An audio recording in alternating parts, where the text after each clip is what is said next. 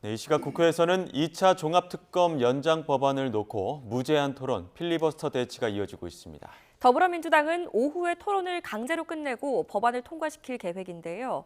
제2의 야당, 조국혁신당이 변수로 떠올랐습니다. 국회로 가보겠습니다. 부장원 기자.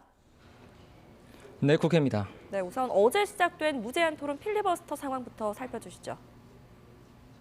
네, 어제 오후 2시를 좀 넘어 시작됐으니 이제 곧 20시간째입니다. 지금은 7번째 주자 국민의힘 초선 김태규 의원이 나서 발언을 이어가고 있는데요. 이번 대치는 오는 24일 종합특검 활동기한 만료를 앞두고 수사기간 30일과 수사 대상과 인력을 늘리는 특검법 개정안 처리를 두고 벌어졌습니다.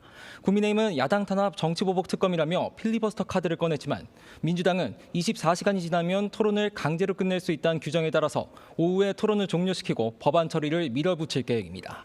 다만 지방선거에 이어 최근 보안수사권 폐지 신중론에 껄끄러워진 조국혁신당과의 관계가 변수입니다. 강제 종료 요건인 제적 의원 5분의 3 이상 동의를 채우려면 혁신당 12석의 협조가 절실하기 때문인데요.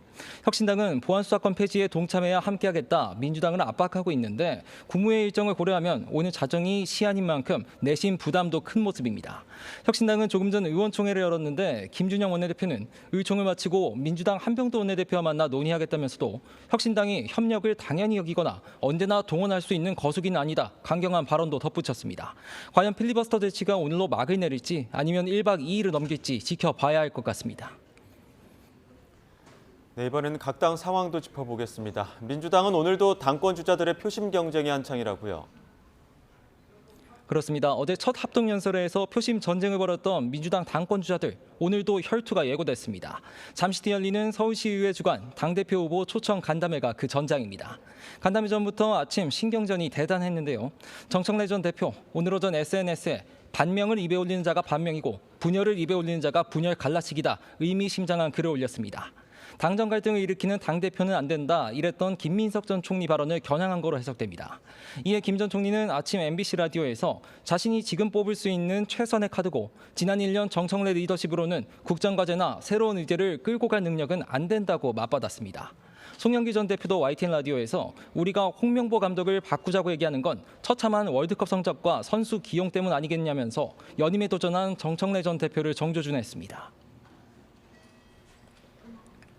네, 국민의힘은 대여 총공세 모드인데 이번에 대통령 부부 부동산 매각 문제가 화두가 됐죠.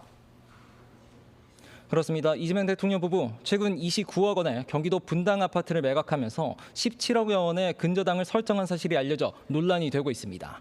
해당 아파트에 사는 세입자의 전세 계약이 10월까지라서 매수인이 즉시 잔금을 치르고 입주하기 어려운 상황이었기 때문으로 보입니다. 청와대는 매수자 사정에 따른 거라고 해명했는데 부동산 이슈 워낙 민감하죠. 보수 야권은 파상 공세를 이어가고 있습니다. 국민의힘은 서민들은 대출 규제로 옥죄더니 정작 대통령은 근저당 꼼수다.